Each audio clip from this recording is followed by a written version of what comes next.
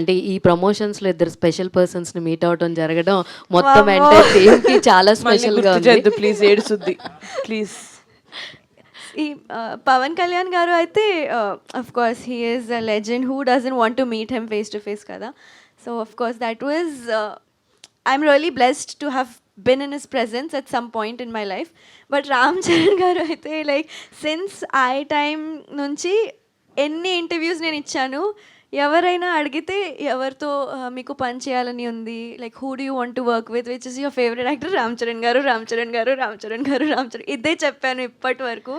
So it was like I was awestruck looking at him, and I literally cried even after we went off, after he left the place and we went for for lunch somewhere, all of us, and I was still crying. I was like, I can't believe it, I met She him. told Ram Charan also. Last a photo తీసుకుంటే ఏదో చెప్పలేదు, I want to work with you అని చెప్పొచ్చు.